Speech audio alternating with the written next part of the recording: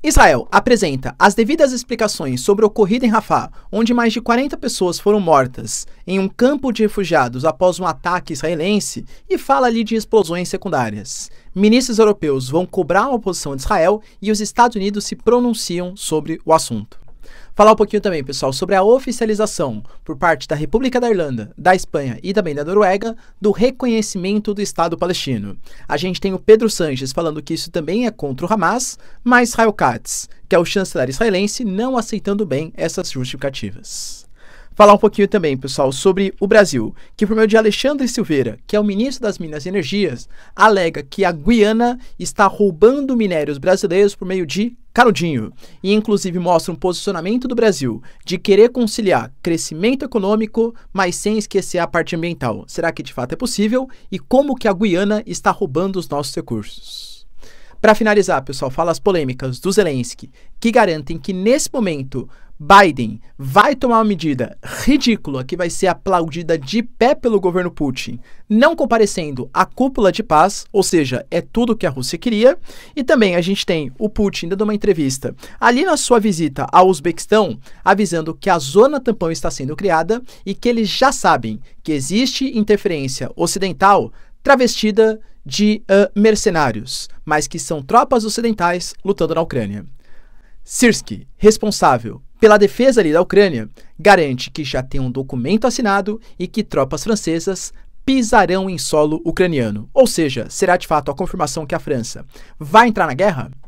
Se vocês querem entender um pouco mais sobre esses assuntos, e muito mais também sobre geografia, geopolítica, atualidades, política, polêmicas, enfim, tudo para você se manter sempre bem atualizado, já se inscreve no canal, deixa seu like, compartilha esse vídeo, que eu, professor Ricardo, conto muito com a sua ajuda. Belezinha?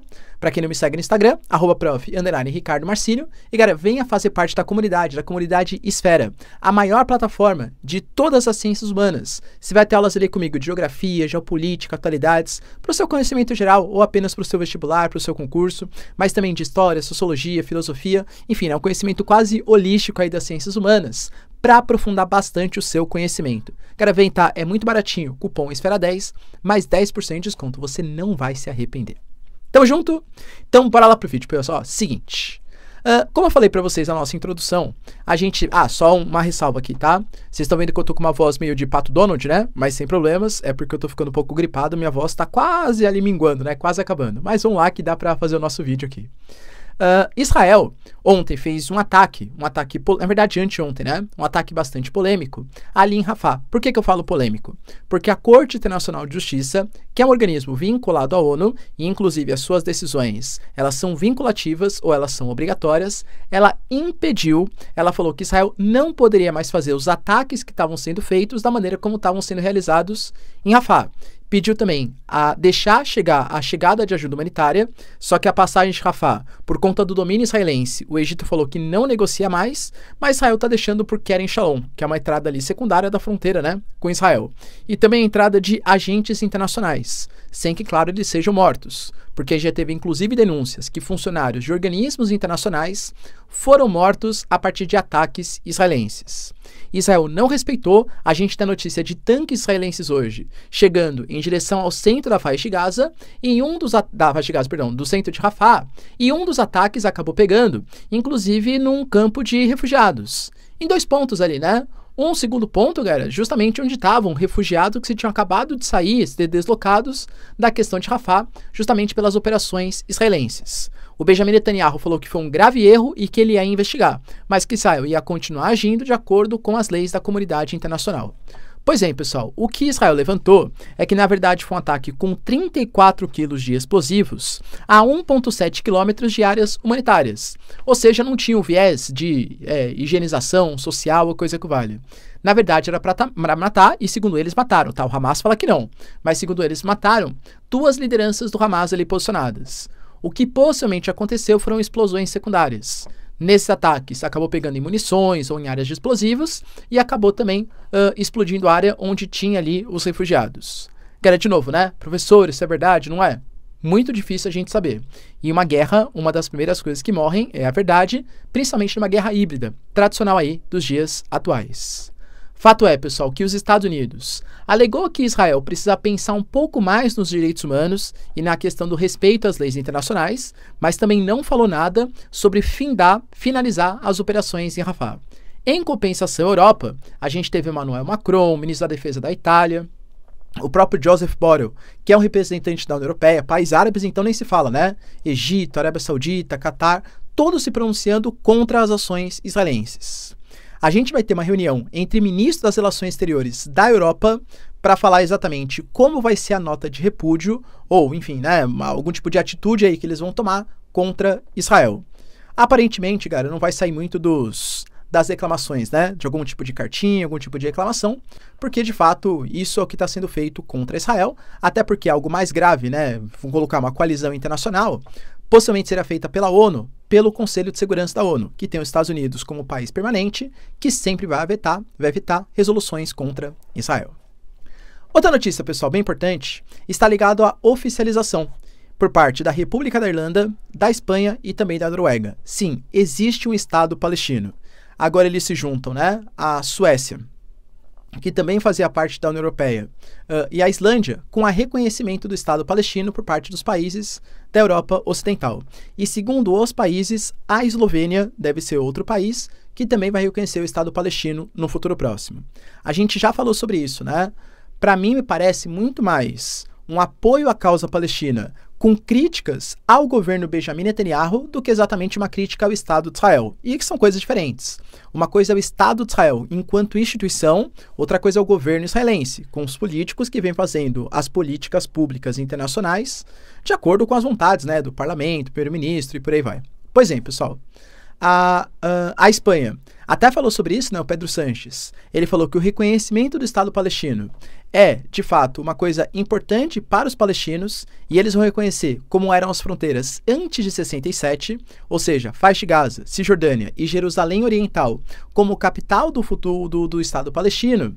E alegam, o Pedro Sánchez, né, que esse tipo de medida não é em apoio ao Hamas, que aliás é contra o Hamas, porque não é que a Espanha está reconhecendo somente o Estado palestino, mas está reconhecendo o direito da existência de dois Estados. E a gente sabe que o Hamas, pelo menos nos seus princípios constitucionais, alega que o Estado palestino tem que existir, mas sem a presença do Estado de Israel.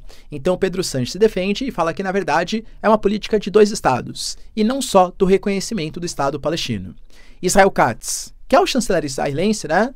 Não gostou nada dessa atitude, criticou o Pedro Sánchez, inclusive, chamando de hipócrita, dentre outras coisas, e garante que o mínimo que ele deveria ter feito era ter demitido a Yolanda Díaz, que vamos colocar, galera, uma espécie de número 3 ali, vai, do governo espanhol. E ela falou, galera, deixou bem claro, né, nas suas declarações, que ela quer uma Palestina livre, do rio ao mar. Quando você fala desse jeito, dá a entender que do rio, professor? Rio Amazonas, não, né? Do Rio Jordão até o mar, que é o mar Mediterrâneo, deveria ser território palestino. Na verdade, o que ela deve ter...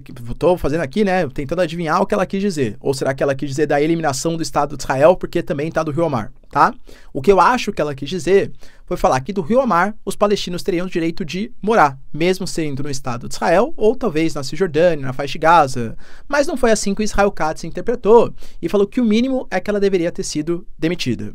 Vai lembrar, pessoal, que a questão foi tão longe que a gente teve o premier irlandês, por exemplo, garantindo a criação de uma embaixada na capital da Cisjordânia, em Ramallah, tá? Então ali vamos ter uma representação do Estado palestino, sendo, claro, a ANP, a Autoridade Nacional Palestina, o órgão representativo desse futuro, ou desse presente agora, né, Estado palestino. Passamos agora então para 146 territórios que reconhecem o Estado palestino.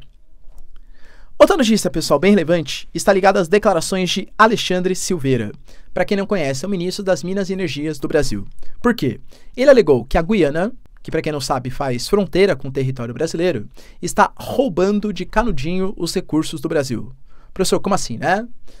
Isso está dentro de um contexto um pouco maior, vamos tentar entender, que quando você pega ali a América do Sul, a gente tem uma regiãozinha que se estende para o norte da América do Sul. Países como Colômbia, como Venezuela, depois a Guiana, depois Suriname, Guiana Francesa, até chegamos de fato ao território brasileiro. O Suriname, a Guiana, quando começaram a explorar essa porção do território, descobriram que tinha uma reserva gigantesca. Galera, querendo ou não, você pega países como, por exemplo, Suriname, Guiana, os caras estão crescendo mais de 20%, 30% ao ano por conta da exploração de petróleo que existe nessas posições. O petróleo se forma pelo soterramento de matéria orgânica marinha. Poxa, se tem na Venezuela, na Colômbia, Suriname, Guiana, enfim, é meio óbvio que vai ter também no Brasil. Quando o Brasil começou a explorar, ele viu que realmente tinha o que a gente chama de margem equatorial. E, cara, não é desprezível, tá? A gente está falando de uma quantidade de petróleo tão grande, mas tão grande, que pode fazer com que o Brasil, se a gente explorar de fato a margem equatorial, chamado de o novo pré-sal, mas não pelas dificuldades, porque é bem mais simples de explorar e petróleo de boa qualidade. O Brasil pode se tornar o quarto maior produtor de petróleo do mundo, até 2029, tá? São as previsões.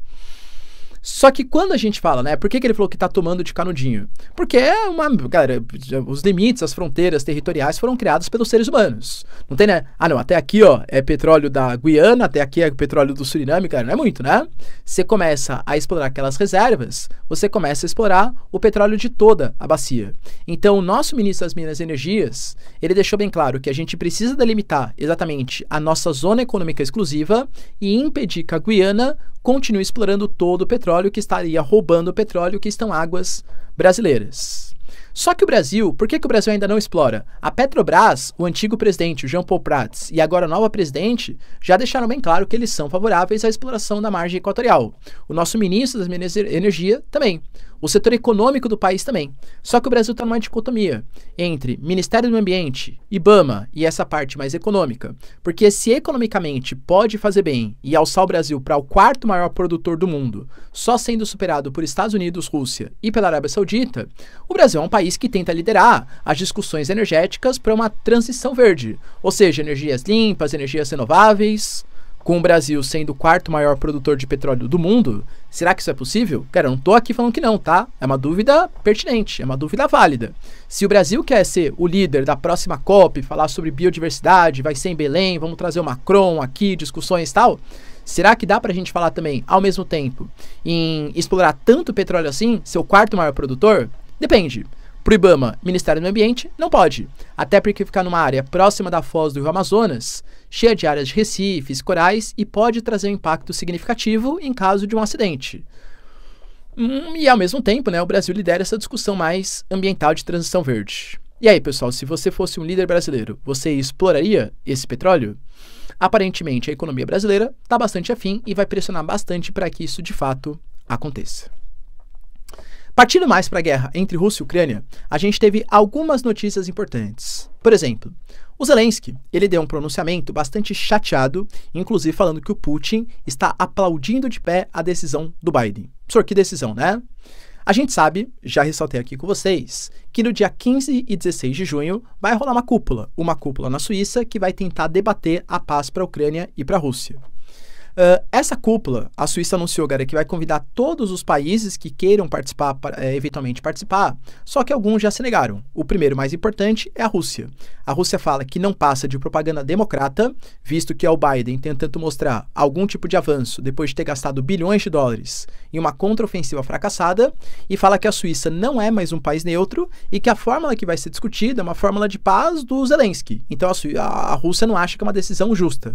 Com isso, China, África do Sul, Brasil, por exemplo, já anunciaram que não devem participar da cúpula de paz. Como vai ser uma cúpula, aparentemente, que vão participar Ucrânia e os seus aliados, cara, não sei se vai debater exatamente a paz ou se vai ser uma reunião para criticar os russos e essas coisas. Até mesmo o Biden, que lembrando, né, para ele é super importante demonstrar algum tipo de resultado, aparentemente está meio desanimado com a cúpula na Suíça, por quê? Nos mesmos dias, a gente vai ter um evento de arrecadação na Califórnia, a arrecadação de campanha, e vão participar vários artistas ali internacionais, né? Para eles nacionais, claro, mas vários artistas de Hollywood. Vai ter a Julia Roberts, vai ter o George Clooney, enfim, todos os artistas fazendo campanha de arrecadação para a campanha eleitoral do Biden. E ele precisa participar. Ele pensou, será que eu vou para uma fórmula de paz fracassada, que não vai participar os membros dos BRICS, que a Rússia não vai participar, ou será que eu vou arrecadar dinheiro para minha campanha? Acho que a segunda opção é melhor. E aí o Zelensky falou, tá vendo? O Biden, que tanto fala que apoia a gente, agora tá indo para um evento de arrecadação de campanha e esquecendo uma coisa mais importante, que é lutar pela paz na Ucrânia. O Putin, vendo essa atitude, está aplaudindo de pé você, Biden. Você foi lamentável. Ou seja, a Ucrânia demonstrou uma certa insatisfação com o posicionamento do Biden. Se você fosse o Biden, iria arrecadação de campanha para tentar vencer as eleições ou na cúpula de paz da Suíça, hein? Deixa aí nos comentários. E para finalizar, pessoal, a gente tem nesse momento o Putin fazendo uma visita a um dos países da Ásia Central, que é o Uzbequistão.